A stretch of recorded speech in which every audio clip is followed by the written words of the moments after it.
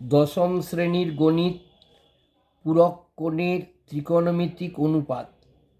দেখো, আজকে আমরা দশম শ্রেণীর গণিতের কোষে দেখি 24 পাতা 316 একের দাগের যে মান নির্ণয়গুলো আছে 1, 2, 3 এগুলো করব। এভাবে পরপর পরপর আমরা সব অঙ্কগুলো করব।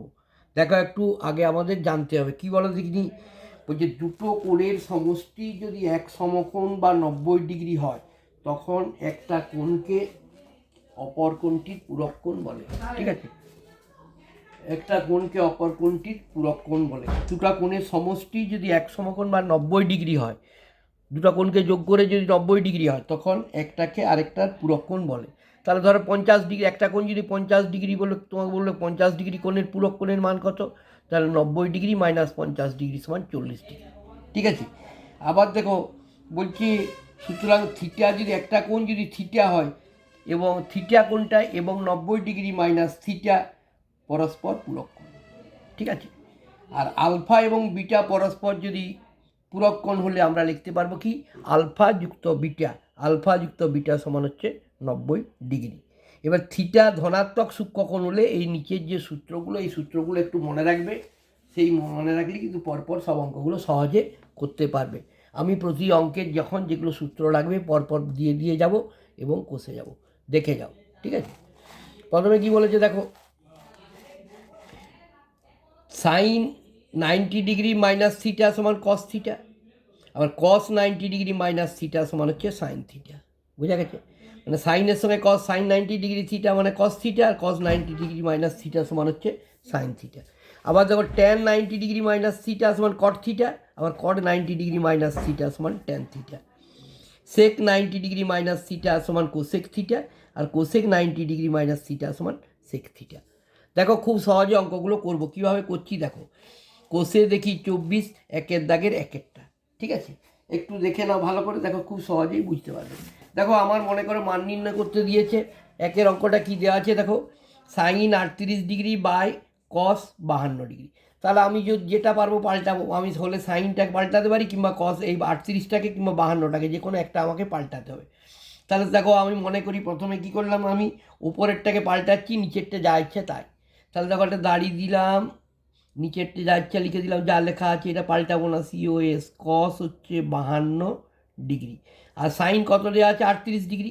তাহলে আমি লিখতে পারবো সাইন 90 ডিগ্রি মাইনাস থিটা, এখানে থিটা মানে কত ডিগ্রি বিয়োগ করলে বা 38 বা 90 ডিগ্রি মাইনাস 52 ডিগ্রি এই নিচেরটা।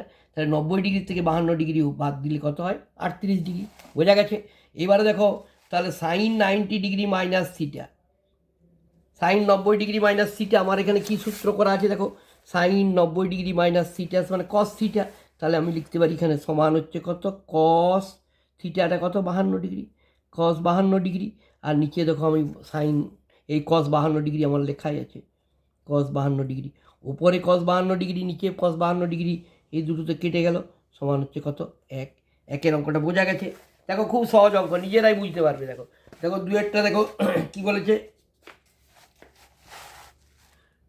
Cosec 79 degree by sec 11 degree.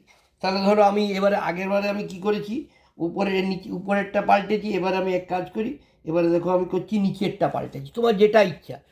দেখো তাহলে উপরের নিচেরটা যদি পাল্টায় তাহলে উপরেরটা যেমন আছে লিখে দিলাম, কোসেক 79 ডিগ্রি বাই, দেখো কি এটা পাল্টাবো, তাহলে সেক 90 ডিগ্রি মাইনাস 90 ডিগ্রি মাইনাস কত ডিগ্রি হলে 11 সেক 11 হবে, 90 ডিগ্রি মাইনাস 79 ডিগ্রি সমান হচ্ছে, তাহলে কোসেক উপরটা যেমন আছে লিখে দিলাম, cosec 79 degree by sec 90 degree minus theta.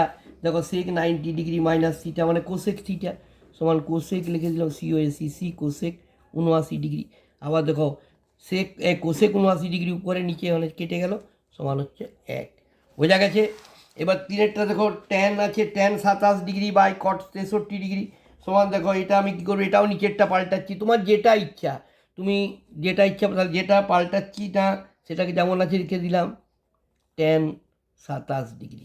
দেখো নিচে আছে কট 63 ডিগ্রি, কট 90 ডিগ্রি মাইনাস 27 ডিগ্রি, কারণ 90 ডিগ্রি থেকে 27 ডিগ্রি বাদ দিয়ে দিলে হয় 63 ডিগ্রি।